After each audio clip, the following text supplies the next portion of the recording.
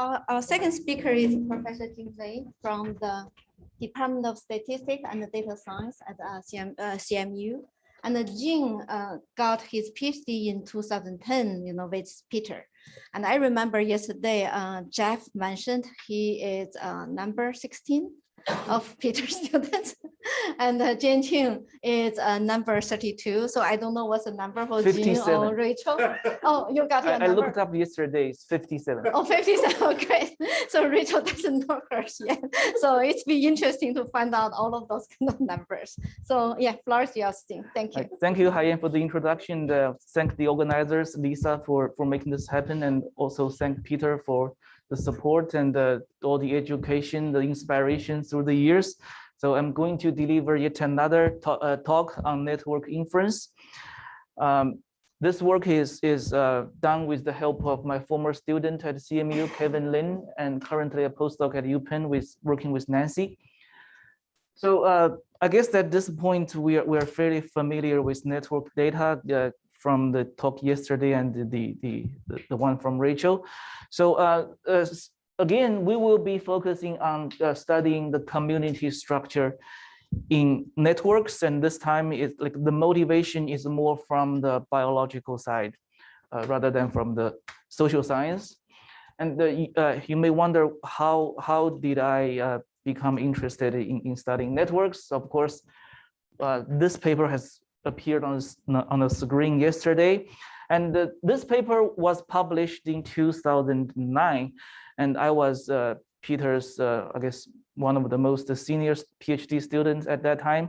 So I had the luck to help Peter latex up all the talks. So in addition to the group meetings, and I also had the chance to just see over like the year and a half how this work evolved, and I learned a lot from this. So in this work, we will consider multi-layer network data, and here's an example of Jing co-expression. Maybe I should have taken this off. The Jing co-expression networks taken from this medial prefrontal cortex of rhesus monkeys, and this area of brain is known to be connected to recognition disorders like autism. And I learned about this data and this problem from my colleague Catherine Rader at CMU. So what we're seeing is that, like in the entire network, there are about 8,000 genes, and I'm only plotting a subset of them through 3 different time points, and we can see that we can see some block structure from time to time, and roughly there are 4 blocks we can see like visually from these 3 time points. There's first block, and the second and the third block and the fourth one are visible at the second time point. But if you only look at one time point, for example, the first one, the third and the second, they are somehow indistinguishable, and at the second time point, the first and the second, they are less distinguishable. So we really need to aggregate the information across different time points to recover these essentially consensus or common group structures. So the question is, how do we aggregate, and how does having these multiple layers of network facilitate our inference?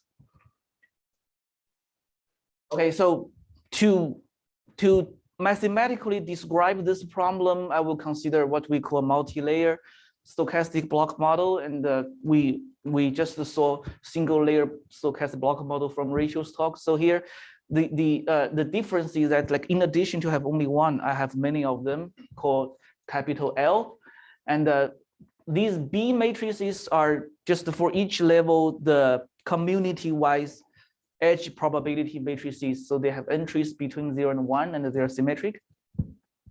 And all these layers, they share the common membership vector G. So with each entry being 1 through k integers. So now this is just a multi-layer version of the adjacency matrix generation. So for layer L, entry ij is generated from Bernoulli row times the corresponding membership-wise edge probability for layer L. And here this rho is usually a small number controlling the global level of sparsity of the edges. So the goal is after observing these L multiple layer adjacency matrices, how do we estimate the G? So here we view G not as a random vector from a multinomial, but it's a fixed parameter of length n. Okay, so the case of single layer when L equals 1 is very well understood. It has almost 40 years of history in the literature, and the community recovery is studied by many people. I believe in this room, perhaps 70% at least have written paper on this topic. So it's impossible for me to list all the references. So one thing we all know is that, like in the simplest case, when there's a constant number of communities and the group size are balanced and the consistent estimation, meaning that like only a vanishing proportion of nodes are misclustered, this is possible only if this average node degree diverges. Okay, so now one question we will consider today is how will this multiple layer, because we now have more data, because we have more layers, how does this capital L, the number of layers, come into play in this problem? Okay, so there are quite a few papers in this direction. So this line of work starts from what we call this layerwise positivity assumption. So essentially, if you assume that all these layers, the connectivity matrix B, they are positive definite, the smallest eigenvalue bounded away from 0, then what you can do is you can just, one simple is just to add them up, so that you can imagine that the signal will be boosted by a factor of L. So now you only need the n times rho times L to diverge. Like many people, including quite a few in this room, have worked on variations of this assumption and corresponding methods and the theory. So what I try to do, like after seeing that monkey brain co-expression networks, like I tried to remove the layer-wise positivity assumption. So like try to understand how, or investigate how we can aggregate multiple layers without this positivity assumption. And again, how, like without this assumption, do we still have this factor of L boost in the signal strength? Are you assuming the block structure for multi-layers are the same? Yes. In this presentation, we assume they are the same, and in the paper we slightly relax this requirements. They are allowed to change slightly, and there's a more challenging question that they change smoothly over time. That is current work. Also change smoothly cross layers. Yeah. Also clarification, the nodes are labeled in the line. They're labeled. Yes, because like in the example, the genes are known. They have names. But the bees could be different, right? It could be, for example, that one of the bees is concentrated on the near the diagonal, so within a community the connection are stronger, and the next bee is just the Yes, opposite. the bees can be general. And it still helps, because one might know is that if there's the opposite and you add things up, it just Exactly. Yeah. So here is actually corresponding to your comment. If we imagine these BIs are generated from a uniform distribution subject to symmetry, when you add them up, you get a completely flat matrix. There's no grouping information there. So the first approach, of course, I'm Peter's student. I considered MLE, right? So something close to MLE is least square. So you basically minimize overall possible B's and the G's, like the residual sum square of the realized adjacency matrix and their expected value, right? And like the analysis and the behavior of MLE and the least square, they are very similar, at least from my observation. And we choose to like present least square here for another reason I will mention later.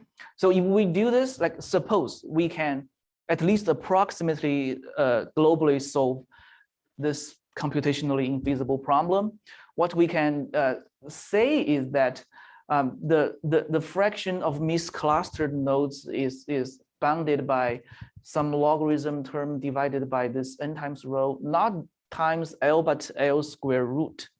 So instead of that linear in L boost, we have a square root L boost. That's about least square, and the main result is not about least squares. Least square is just a start.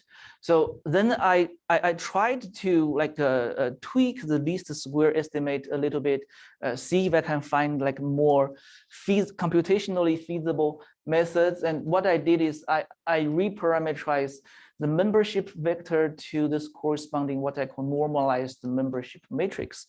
Essentially, it has n rows and k columns, each column corresponding to that indicator of that the case community with entries normalized that you have this column unit norm. So, and if you just go through a bunch of basic algebra, similar to a total variance decomposition in analysis of variance, the least squares problem can be approximately rewritten first to a maximization problem. So the least square problem is this minimizing within cluster residual sum square. And this maximizing problem corresponds to the corresponding between class sum square, the difference sum square. And then this approximation comes from the fact that these A's, they share roughly the same leading eigenvectors, right? And then you can arrive from the left to right. You can see that the right dominates the left, but because G corresponds to the common leading eigenvectors for all these A's, so we have this approximation in the middle. So what does this reduce to? This reduces to an eigenvector problem of the sum of the squared adjacency matrices. So the natural thing to do is now we're in a good shape to do spectral clustering. So we just relax the requirement of we have to consider normalize the membership matrix. Then we just consider all orthonormal. The membership matrices after normalization, they're also normal. So if we relax the feasible state to all orthonormal matrices, then we are just in the classical, you can call it PCA or spectral clustering of matrix, and then apply any clustering algorithm to the rows of this matrix U. So this is like vanilla spectral clustering applied to the sum of squared adjacency matrices. Perhaps you could imagine like we can start directly from this approach, and I just would like to explain it actually has a pretty close connection to the least square perspective. So now we're talking about spectral clustering. We are all familiar with it. So only 2 sentences to summarize how it works. So suppose you have your data, which is A, it can be written as a signal plus noise. So S is the signal, its leading eigenvectors contains useful information, and N is a noise. So we want to use the eigenvectors of A to approximate those of S, so that we hope the eigenvectors of A contain similar information. So a sufficient condition is that the eigengap of S, meaning that the difference between the smallest useful eigenvalue and the largest useless eigenvalue, the difference between them dominates the operator norm of the noise. So then we can use standard perturbation theory to show that the eigenvectors of A are almost as good as those of S. So now I tried to analyze this spectral clustering for the sum of squared adjacencies. But what I do is also a fairly standard error decomposition. So I let this PL be the expected value of the adjacency matrix at layer L, and their difference is called EL. That's just the noise matrix at layer L. And then I expand the square So the first term, PL square, of course, is our signal. It contains k large eigenvectors, and the others are almost zero. And they are squared, so the signal adds up at the speed linear in L over the layers. And the second and the third terms are a cross product of or matrix product of this signal and noise. So when we add them up, we know that they are mean zero. So use something pretty standard matrix Bernstein. We would hope that this part increases at the speed of square root L, because you just add up a bunch of zero mean independent matrices.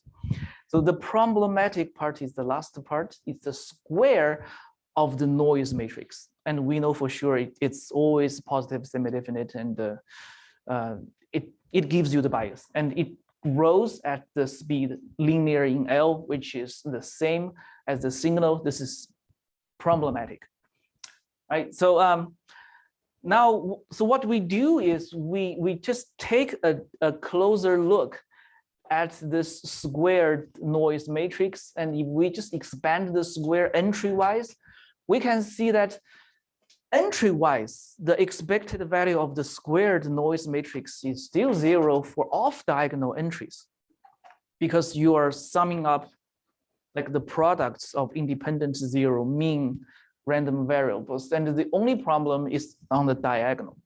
So if I expand the diagonal entry of the square noise matrix, I get up just it's the sum of a bunch of centered Bernoulli squared. Okay, and the problem of Bernoulli variable is that if you square a Bernoulli variable, because in these three terms, p square is small because we know that the rho is small, and the a times p acts like p square if you take expected value, but a square is a. So that has a higher order of magnitude if the sparsity is low. So now we basically nail down the problematic term, and luckily this term can be computed from data. So when you sum up over all k's, that red term, the high order bias term, corresponds to the degree of node I in that layer. So the natural thing to do seems to be just to remove the degree from that squared matrix, because I don't need to know that error matrix, and I only needed to know the A matrix to calculate this leading bias term. So like I'm writing it this way, but in practice we just square all the adjacencies in all layers, add them up, zero out the diagonal. So how does this work? Well, I'm showing you a very simple simulation. I have more comprehensive simulations in the paper. So I choose these settings of B's. So we have like 30 layers, and the B's are generated like randomly picked between these two. So these B's are chosen so that like the simple summing up, which is the green line, and the original sum of square spectral clustering, which is the orange line, both of these will fail at the same time. And the blue line is the bias removed, the diagonal removed spectral clustering. So we can see that so the x-axis is the rho, the density parameter. So from the left, when it's very sparse, so nothing works, and on the left, the orange curve starts to go down. So that means like the effect of the bias matters less when we have denser networks. But there is the regime in the middle where the bias term actually does matter, and removing it helps a lot. So this talk is pretty simple and comparing to others, but I like simple stuff. The analysis is also quite straightforward. If we just follow the previous error decomposition, and we know that the squared single matrix, they share the same, roughly the same leading eigenvectors, and they are all squares, so they sum up. So they grow at the speed of L, and these cross terms grows at speed square root L. And what we are able to show, like maybe the hardest part is part 3, that after removing the diagonal, right, the squared error matrices, when you add them up, they grow up at the speed of square root L. So, so the simplified version of this theorem is, okay, like I'm simplifying all other aspects of the problem, like the balance, the community, and the constant number of communities. You can relax all those with more bookkeeping, and the requirement on the connectivity. So now what I needed is the average of the squared connectivity matrices BL is bounded away from 0. So like requiring the square to be bounded away from 0 is like essentially dropping the positivity, because after a square, we know they're positive, semi-definite, and this is just requiring in all directions, like a constant fraction of the layers, pick some of those subspaces up. And so then the error rate is basically the inverse of this quantity. That means the fraction of misclustered nodes is upper bounded by this square root of logarithm divided by n times rho times L square root. So like compared to the least square result, it's logarithm factor improvement, but more importantly, this is achieved by a very simple estimator. It's just a spectral clustering applied to diagonal removed.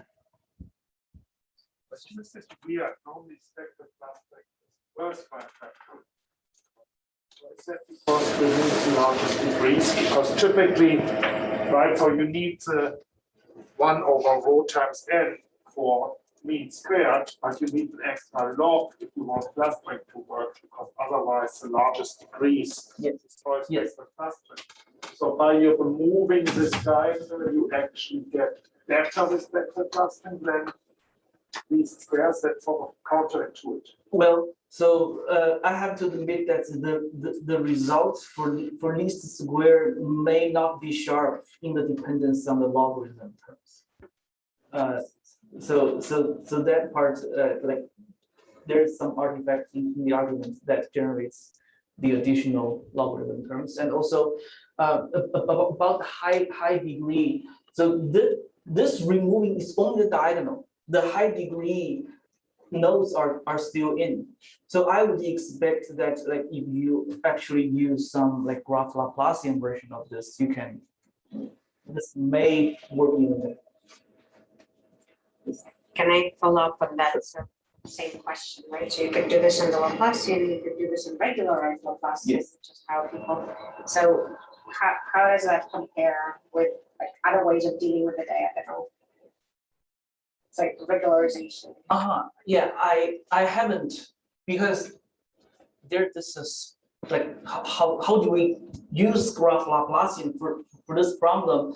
I think that's an interesting question which I haven't investigated. But here the questions are, like, the first question I would consider would, how do we use graph Laplacian? Do we square first and then Laplacian it, or we Laplacian it first and then square? So it's unclear.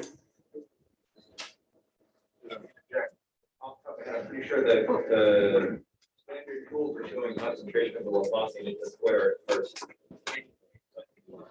Okay, so there we get the quick answer of that. So that's the good thing of attending conferences. Great. That's Carl and Ben's paper.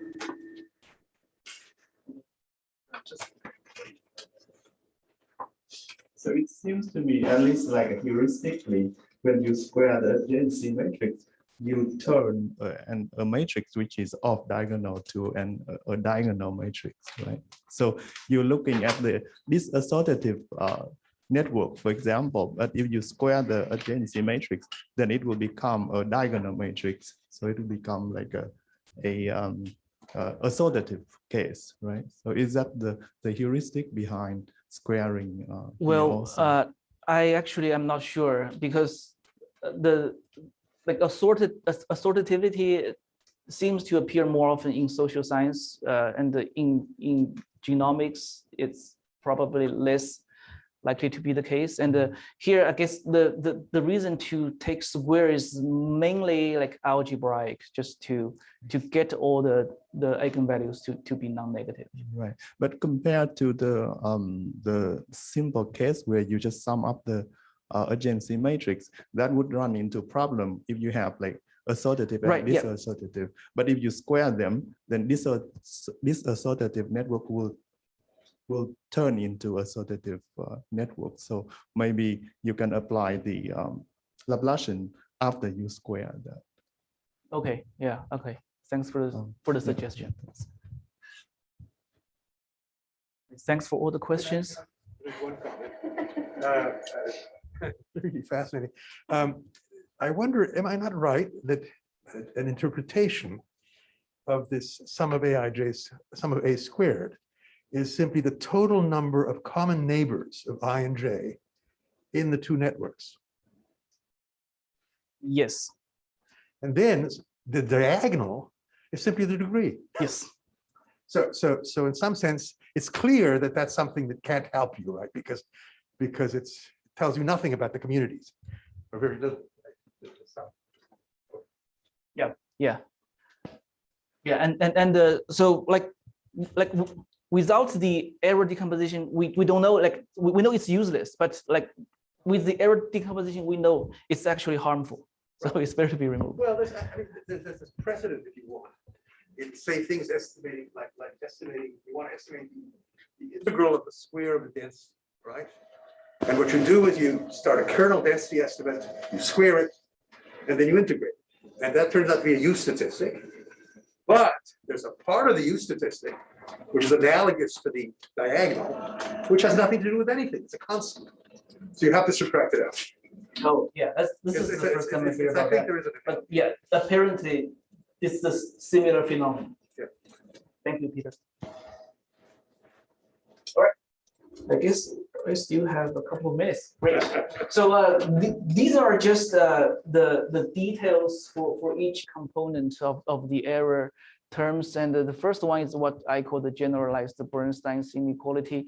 This is actually, the technique is nothing fancy. Basically, it's more about like bookkeeping, how to use like Joe Tropp's matrix Bernstein's inequality in various vector and matrix forms. But like I just found like this particular form a pretty like a nice looking like intermediate like corollary, where like if we are familiar with Bernstein's inequalities, they're like in the denominator there's a variance term, but if we're doing the matrix form where the x's are mean zero matrices and the h's are fixed coefficients, and the variance term is actually governed jointly by Frobenius norm of H and operator norm of H square, and the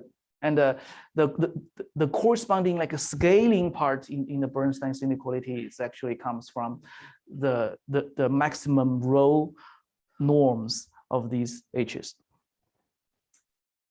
What's like, I guess the technically most involved part is the squared term. So after removing the diagonal, then these squared errors grows at the speed of square root of L, because now every like except the diagonal, which is small after removing the degrees, and then everywhere else is zero mean. So we should hope something like this to happen. And the main ingredient in the proof is just two rounds of decoupling. So I realized that this is essentially a quadratic form of zero mean matrices. So I looked up Hansen-Wright inequality.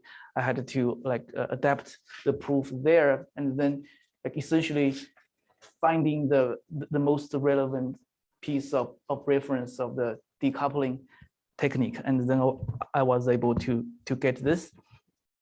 And also this is a more general form of the Hansen-Wright inequality written for sub-Gaussian tails. Essentially, like these are a sum of sequence-centered matrix quadratic forms, and I show it, they grow at the speed of square root L, because you sum over these Q norm squared over L, and then you take a square root outside. So this is like a slightly more general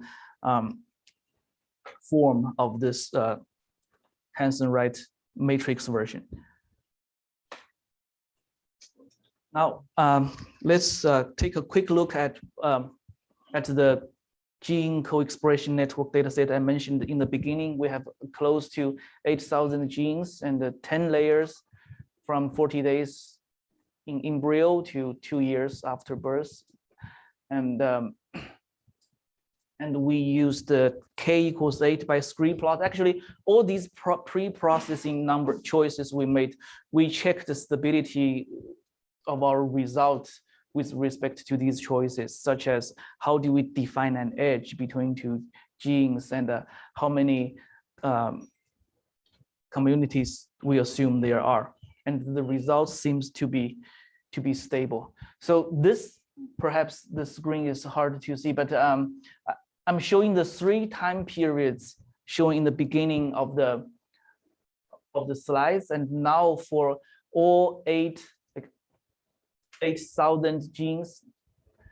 So as we can see in early days, right, the cluster 1, 2, they are more actively connected, and as time moves on, the clusters in the middle are more active, and at the end, the number 7 is the only active one. And these community structures are actually pretty common across time. And also there is a big chunk of genes, almost half of all genes, that doesn't show like any like significantly like high or low, or they're significantly low, but not significantly high connectivities across time. So that corresponds to a big group. Each node is a gene. And then you measure through like what? So yes, there's a standard pre-processing in such genomics study. You take the correlation between two genes and raise them to like a certain power and threshold it. So like if their correlation is high, you claim there is an edge, and if the absolute correlation is low, you claim there's no edge.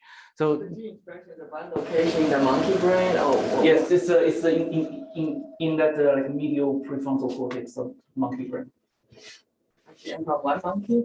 No, because like they are from multiple monkeys, and they happen to like span this 10 different time periods. And they have good registration to match them. Yeah, because all you need is like, I don't know how the spatial matching is, but I guess they just take the tissue from the same area in the brain, but like then all we need to know is how the genes are expressed. So you look at differential expression with respect to the mean, and then you calculate correlation. It's correlation. And you threshold those, which gives you the adjacent metric. Yeah.